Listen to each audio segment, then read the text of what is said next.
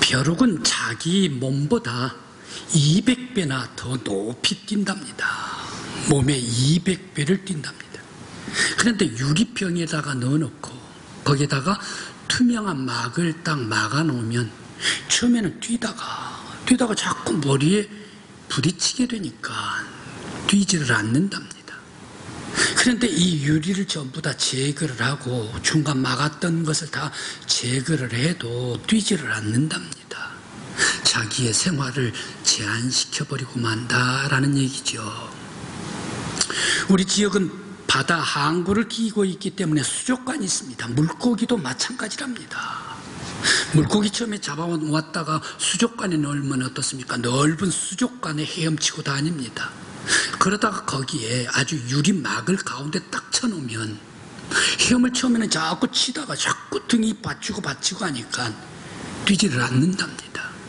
그런데 이 유리 투명한 것을 제거를 해버리는데 그럼에도 불구하고 이 물고기는 헤엄치지를 않는다. 그래 자기 자신을 스스로 제한해버리는 것이 물고기다라고 얘기를 합니다. 그런데 사람도 마찬가지라네요.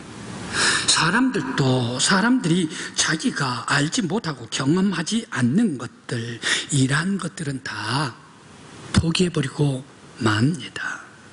그러면서 받아들이지를 않습니다. 능력 밖의 일들은 일어나지 않을 것으로 여깁니다. 인식의 한계, 경험의 한계, 또 능력의 한계, 이 모든 한계를 자기들이 느끼게 될 때에 그러한 것은 일어나지 않을 것이다 라고 이렇게 얘기를 하면서 새로운 것이 있다 하더라도 점점 나이가 들면 새로운 것에 도전하지를 못하고 사람들은 모두가 다 그 한계에서 제한시켜버리고 살아가는 것이 우리 사람들도 마찬가지다라고 말하고 있습니다. 그런데 이 한계를 뛰어넘게 하는 것이 있답니다. 그것이 믿음이랍니다. 하나님을 붙잡을 때에 우리들이 이 한계를 뛰어넘어서 우리들이 활동할 수 있고 생활할 수 있게 해 줍니다. 오늘 성경의 본문 말씀은 다윗 임금님, 다윗의 이야기입니다. 다윗은 자기 자신이 있는데 이 자기 자신보다 훨씬 한계를 넘어서 자기 자신의 능력을 뛰어넘어서 생활했던 사람이 다윗이었습니다. 왜 이렇게 자기 자신의 한계를 뛰어넘어 초월적인 그런 삶을 살았을까? 오늘 다윗과 같이 여러분들 위에도 초월적인 은혜와 능력으로 살아갈 수 있는 우리 성도들이 되시기를 간절히 기원합니다. 왜 다윗은 사망의 깊은 골짜기에 있어도 내가 해 받을 것을 두려워하지 않는다라고 오늘 말씀에 고백을 하고 있을까요? 다윗은 본식 겁이 없는 사람이었나? 아니면 다윗은 담력이 강한 그런 사람이었나? 다윗은 바로 이 정서적인 이 포텐이 강력한 그런 사람이었을까? 왜 이렇게 사망의 죽음의 골짜기까지 내려간다 하더라도 내가 두려워하지 않습니다 라고 다윗은 고백하고 있을까요? 그뿐만 아니라 왜 하나님은 원수가 보는 앞에서 다윗에게 식탁을 차려주시고 그에게 기름을 머리에 부어주실 때에 다윗은 엄청나게 놀라면서 하나님의 놀라운 역사에 감개무량하고 있는 말씀이 오늘 성경의 본문 말씀입니다. 감사하고 있습니다. 왜 이렇게 하나님께서 주신 이 식탁, 그러면서 기름 부을 때에 다윗은 감격을 하고 있을까? 다윗 그는 쫓기다가 보니까 대접을 받지를 못한 그런 대접받은 일이 별로 없기 때문에 그랬을까? 아니면 전능하신 하나님께서 그를 대접해 주실 때에 몸둘 바를 몰라가지고 감개무량했을까? 왜 이렇게 바로 이 식탁에 감격을 했을까 생각을 해봅니다. 먼저 참혹한 죽음의 골짜기에 가더라도 다윗이 두려워하지 않는 것은 왜 두려워하지를 않았습니까? 전능하신 하나님, 창조주 하나님의 지팡이와 권능의 막대기로 자기를 안위해 주시기 때문에 내가 두려움이 없습니다 라고 고백을 하고 있습니다. 다윗의 인생은 참 험한 인생을 어렸을 때부터 살았던 것 같아요. 성경 말씀에 다윗, 그는 아버지가 심부름 가라 해가지고 아버지께서 주신 음식 가지고 점심 식사 이걸 가지고 엘라 골짜기로 갑니다. 형들 거기에 음식을 가져다 주란 얘기. 그런데 이 엘라 골짜기는 어떤 골짜기입니까? 블레셋이 치고 들어왔습니다. 그리고 이스라엘 정병들이 나아가서 싸움하는 그런 전장의 골짜기가 엘라 골짜기 아닙니까? 그런데 가만 보았더니 세상에 이스라엘 모든 그런 병사들은 전부 다 쥐죽은 듯이 다 숨어 들어가 버리고 맙니다. 움직이지를 못합니다. 그런데 엘라 골짜기에서 판을 치고 소리소리 고함을 외치는 사람이 한 사람이 있는데 골리앗 아닙니까? 키골이 장대하면서 이스라엘 히브리 사람들 그 사람들을 욕을 하면서 그러면서 여호와 하나님에게까지 저주를 퍼붓는 그런 골리앗 아닙니까? 아무리 내가 소년이지만 하나님을 저렇게 욕하는 저 골리앗을 내가 가만 둘 수가 없다 해가지고 물맷돌로 가서 이마에 꽂아가지고 그만 이 거대한 골리앗 목을 쳐버리고 말았지 않습니까? 블레셋을 이기고 골리앗을 물리쳤다면 다윗의 모든 인생은 앞으로 형통해야 됩니다. 그런데 소년 다윗은 어떻습니까? 이겼음에도 불구하고 그 이후로 엄청난 시련과 아픔과 괴로움이 계속 다윗을 맞고 따라다니게 되었더라. 왜 그렇습니까? 사울 임금님의 불같은 그러한 질투시기 때문입니다. 악기 연주를 하고 있는데 사울이 그만 창으로 벽에다가 다윗을 꽂아버리려고 던지지 않습니까? 잠자리 잠을 자고 있는데 자객을 보내가지고 잠자고 있는 자기를 죽이려고 하지 않습니까? 도저히 살 수가 없어서 그때부터 도피의 생활을 하게 됩니다. 당시에 예언자 선지자였던 사무엘에게 라마라요스로 갑니다. 그러면서 돕당으로 갑니다. 그러면서 또 그랄로 갑니다. 가드로 갑니다. 그런 후에 이 모압으로 가는데 이방 나라입니다. 아버지 이새를 사울이 행여 죽일까 염려하기 때문에 모압 지방으로 아버지를 피난을 보냅니다. 다시 하나님께서 너는 가나안 땅으로 오라 해가지고 헤벨 숫풀에 옵니다. 그러면서 그일라로 갑니다. 그일라에서 또 십황무지로 갑니다. 십황무지로 엔게디로 갑니다. 엔게디에서 갈멜로 갑니다. 갈멜에서 하일라 높은 산으로 갑니다. 왜 이렇게 가는 곳곳마다 피난 가는데 평범하지를 않았습니다. 돕당에 피난 들어갔을 때의 얘기입니다. 다윗 쫓기는 신세가 됐기 때문에 젊은 그런 청년이었기 때문에 얼마나 배가 먹을 것도 많아도 다 먹어도 배가 먹고 나면 또 고플 텐데 너무너무 배가 고파서 바로 이 돕당의 제사장 아히멜렉 집으로 가서 구걸을 합니다. 밥 좀 주십시오. 먹을 것 좀 떡 좀 주십시오. 그런데 지금 우리는 떡이 없습니다. 그런데 지금 마치 진설병 하나님의 제단에 올려놓았던 그 제단을 막 바꿔치기 한 꺼내놓은 이 진설병이 있습니다. 이것이라도 드십시오라고 제사장이 다윗에게 줬습니다. 그것으로 겨우 배를 채웠지요. 그런데 거기에 하필이면 도액이란 놈이 있는데 사울의 첩자 아닙니까? 가서 고자질했죠. 왕한테. 제사장이 있는데 이 제사장이 다윗 당신이 그렇게 죽이려고 하는 이 다윗에게 떡을 줬습니다. 사울이 화가 납니다. 돕당에 있는 모든 제사장 전부 다 올려 보내라 말이야. 기부하러 다 올라갔습니다. 86명이 다 올라갔습니다. 그런데 거기에서 86명인데 한 사람 남겨놓고 85명 제사장을 전부 다 목쳐서 사울이 죽여버리고 말지 않습니까? 그뿐만이 아닙니다.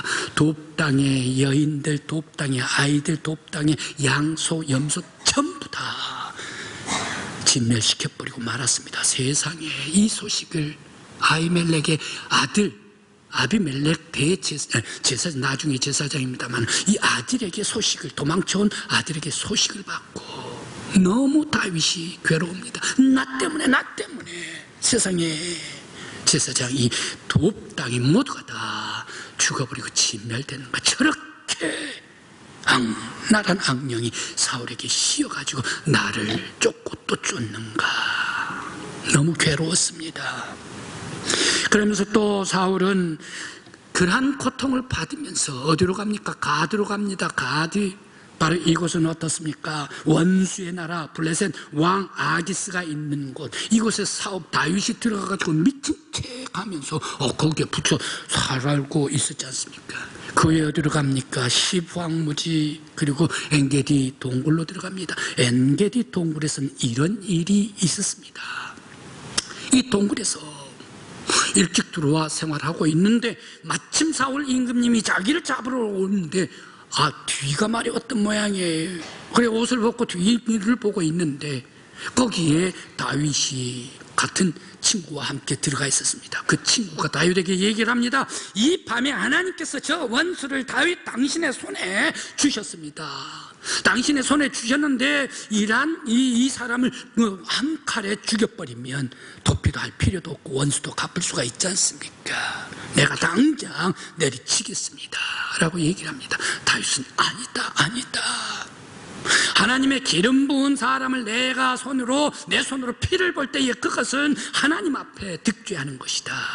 어떻게 하나님께서 기름 부은 사람을 내 손으로 죽일 수가 있는가 하면서 옷자락만 자르고 나왔지 않습니까? 그렇게 하면서 갈멜로 갑니다. 갈멜서 이곳에 부자가 있었는데 그 부자에 조금 얻어먹기 위해서 자기의 소년을 보내놨는데 먹는 것은 받아오지도 못합니다. 그런데 거기에서 아비가일을 만나게 되지요. 그 다음에 또 어디로 갑니까? 바로 이 하길라로 갑니다. 하길라 높은 산으로 갔는데 또 거기에서 10사람이 또 사울에게 고자질을 하니까 이번에는 3,000명이나 사울이 군사를 데리고 와가지고 다윗 한 사람 잡겠다고 3,000명이나 군사를 발동해가지고 하길라 산까지 왔지 않습니까? 사울도 피곤했던 모양이 그 산 들판에서 꽁히 자고 있습니다. 아비새와 함께 다윗이 사울 임금님이 자고 있는 거기에 아비넬 군대 장관도 함께 자고 있는 그곳에 정탐하러 내려왔습니다. 곤히 자고 있었습니다. 내려가 걸리면 다윗이 죽는데 말입니다. 그런데 또 아비새가 똑같은 얘기를 또 합니다. 다윗, 나에게 이 사람 단칼 2번도 필요가 없습니다. 창 한 번으로 딱 땅에 꽂게 해주십시오 라고 아비새가 얘기를 합니다. 또 말립니다. 내가 아무리 공고한 길, 죽음의 길, 음침한 이란 고통 나에게 온다 하더라도 하나님의 기름 부음 받은 사람을 내 손으로 죽일 수가 없다 라고 얘기를 합니다. 그러면서 살려놓지 않습니까? 사울의 칼과 사울의 수통, 물통만 가지고 올라왔습니다. 이러한 다윗이 쫓기는 그러한 생활 속에 엄청난 그러한 골짜기 음침한 곳, 이러한 광야, 이러한 곳을 지나가면서도 그러한 어려움 속에서도 자기는 힘듦에도 불구하고 하나님의 의의 길을 가고 있는 다윗에게 하나님께서 지켜주시고 하나님께서 주의 막대기와 능력의 지팡이로 다윗을 안위해 주시고 보호해 주셨습니다. 하나님의 권능으로 다윗을 보호해 주셨습니다. 오늘 우리 성도 여러분, 행여 우리의 삶이 지금 힘든, 그리고 아프고 병들고 지치고 외롭고 고통스러운 것이 있습니까? 여러분들 위해 하나님의 권능의 지팡이로 여러분들을 안위해 주시기를 간절히 기원합니다. 하나님의 능력의 막대기로 여러분들을 안위해 주시기를 간절히 기원합니다. 또한 잔치, 바로 이 잔치를 베풀어 주시는데, 왜 하나님께서는 다윗에게 잔치를, 원수들 앞에서 잔치를 베풀어 주시고 또 원수들 보는 앞에서 머리에다가 기름을 부어 주셨을까?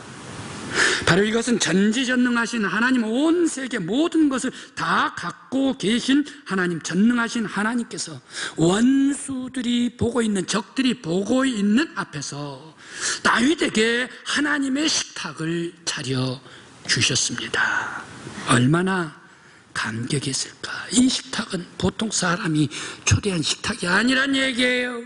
모든 것을 다 가지고 계시는 풍성한 하나님께서 다윗에게 마련해 주시는 잔치, 하나님의 식탁을 다윗에게 허락해 주셨다. 놀라운 것 아닙니까?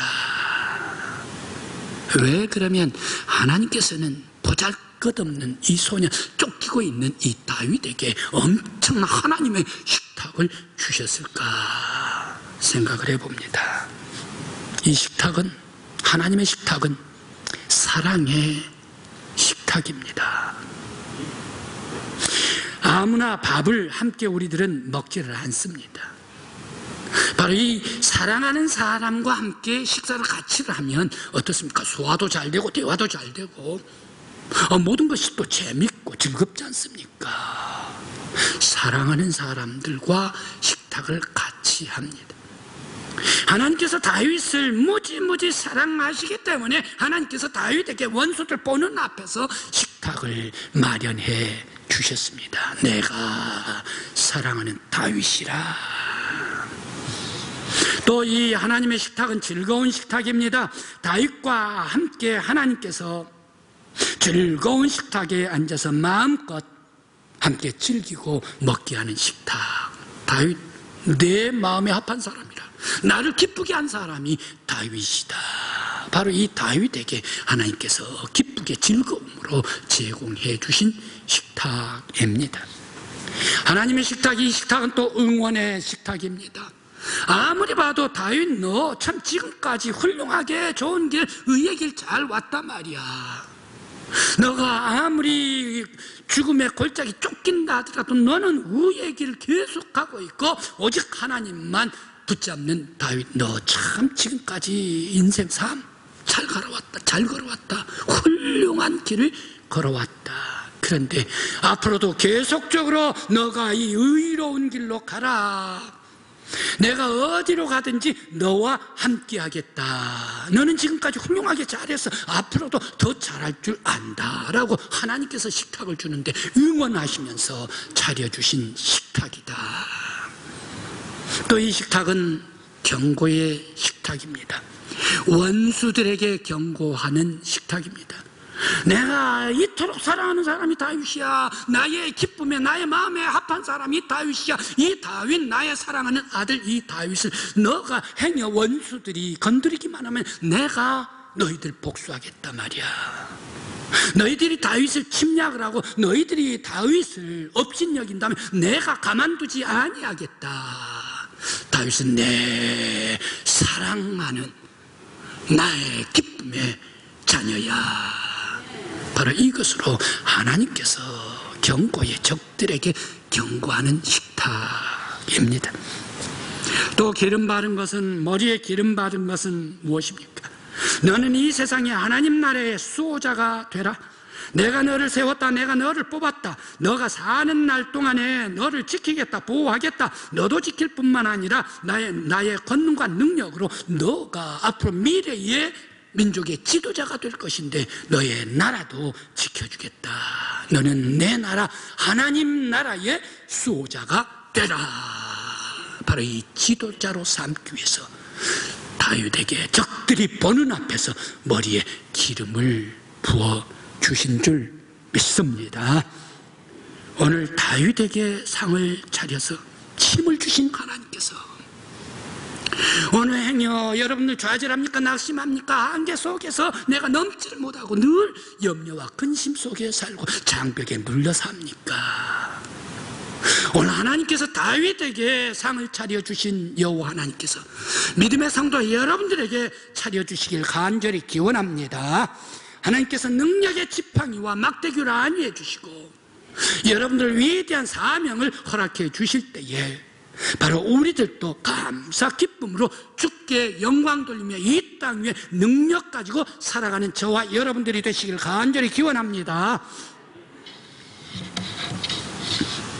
하나님의 영이 감동해 준 사람, 그런 사람들은 모두가 다 자기의 한계를 뛰어넘어서 초월적인 능력으로 살더라. 그런 사람이 성경 말씀에 더러들 많이 있습니다. 그 사람은 누구입니까? 모세입니다. 모세 이제 80세 때 저기 미디안으로 와서 광야에 와서 양을 치었습니다. 그 손에 막대기 지팡이를 들고 있었습니다. 하나님께서 덜기나무에서 나타나셨습니다. 모세야, 모세야. 그러면서 너는 이스라엘 저 바로 앞에 가서 히브리 민족 이스라엘 백성들을 구원해내라 라고 말씀을 주십니다. 저 무서워서 가지를 않습니다.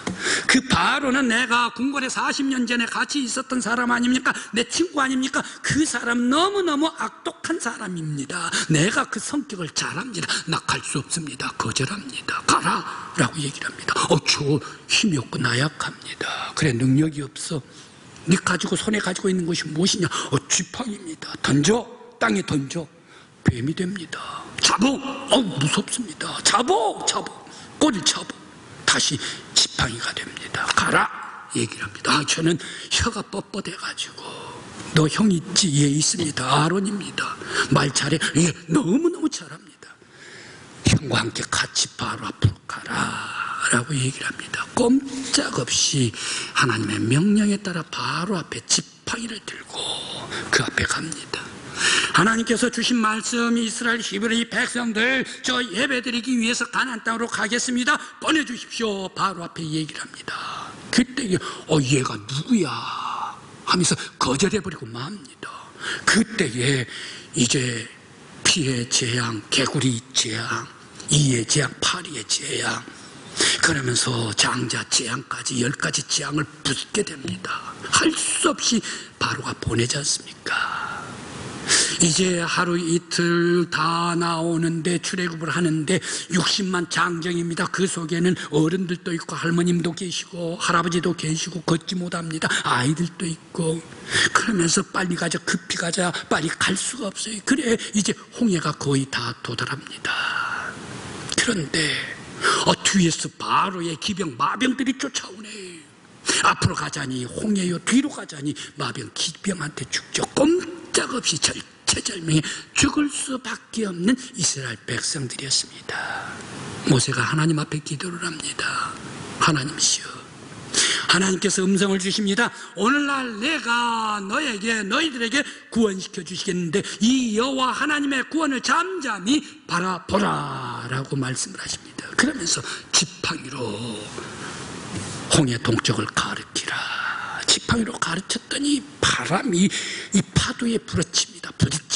흘러가는 이 파도 모두가 다 물댐이 돼가지고 서버리게 만듭니다.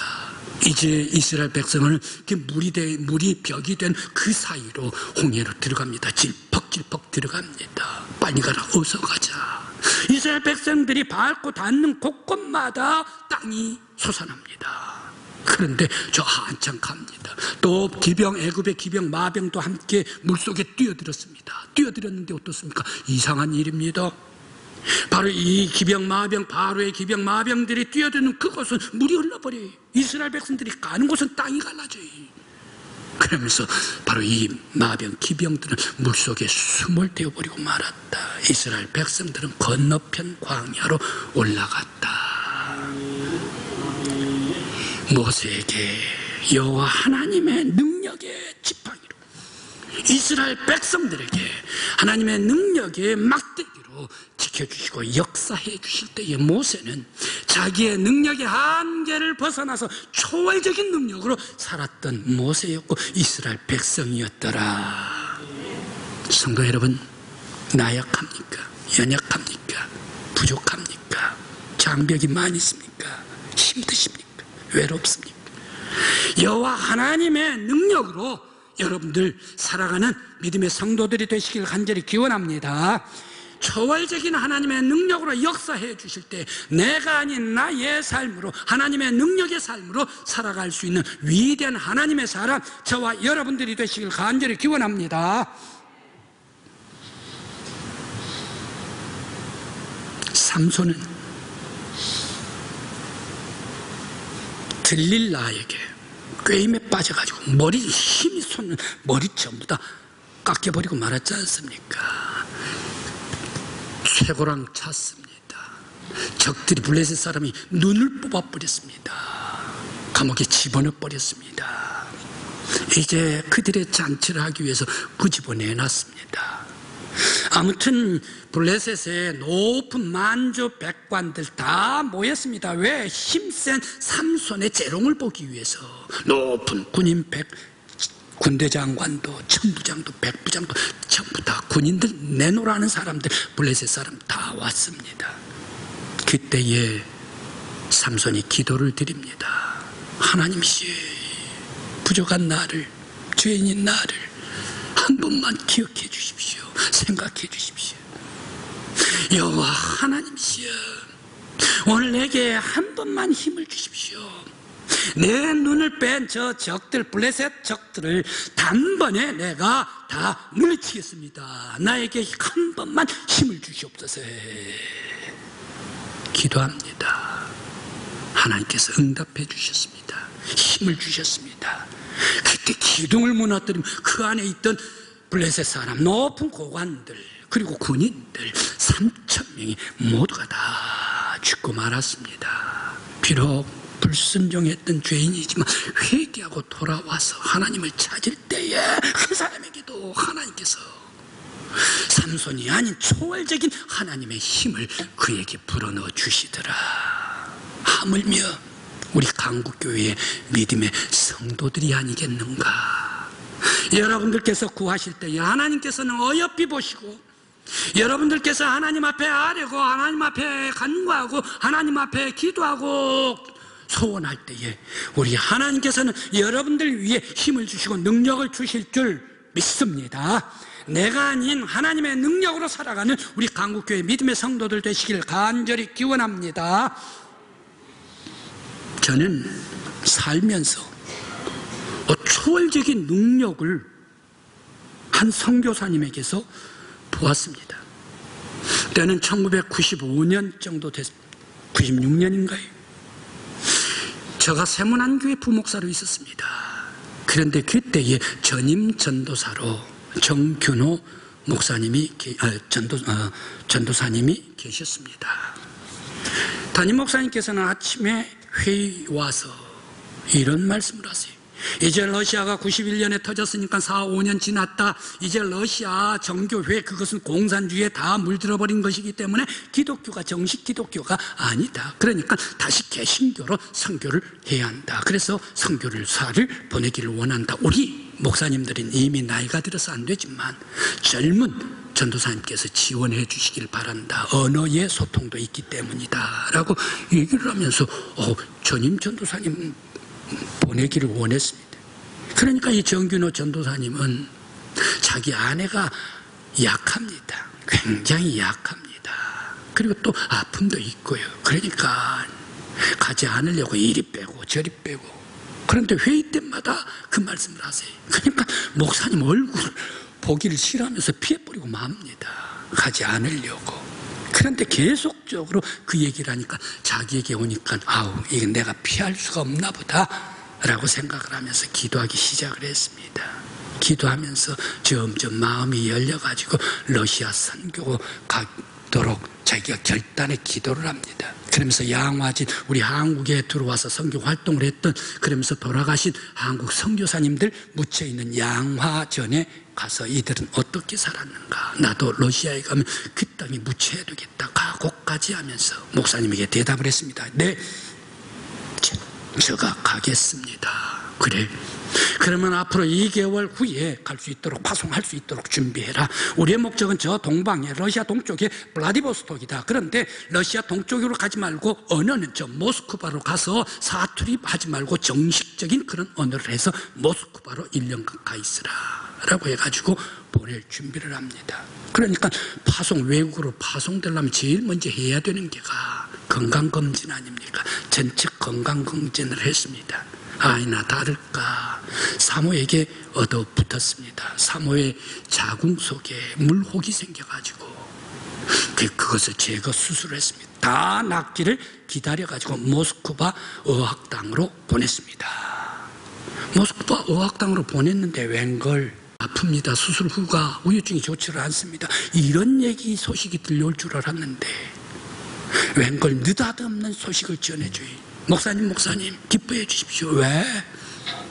제 아내가 지금까지 결혼하고 6년간 자녀를 기다렸는데 애가 없었지 않습니까? 모스크바에 와가지고 애가 생겼습니다 라고 얘기를 해요.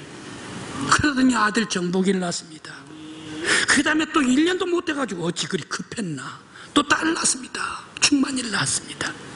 아들은 서강대 지금 다니고 있고 딸은 이미 모스크바 차이콥스키 바로 음악대학의 플룻 전공으로 졸업을 벌써 해서 연주자가 되었습니다.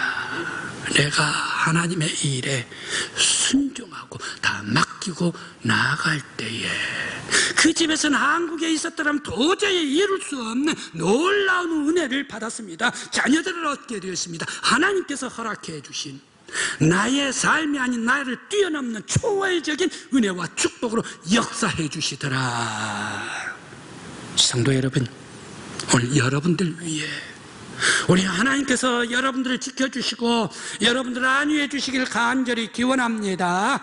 여러분들 하나님의 말씀에 순종하고 오직 예수 그리스도의 십자가를 꽉 붙잡을 때에 나의 삶이 아닌 내가 아닌 예수 그리스도의 능력으로 살아갈 수 있도록 우리 하나님께서 여러분들에게 은혜 베풀어 주시고 힘을 베풀어 주시길 간절히 기원합니다. 바울 사도는 이렇게 말씀을 하십니다. 빌립보서 4장 13절 말씀에 내게 능력 주시는 자 안에서는 모든 것을 할 수 있습니다.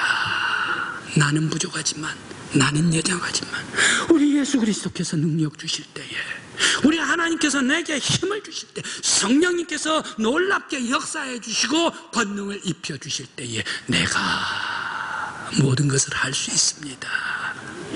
능력 있는 성도 여러분들이 되시길 간절히 기원합니다.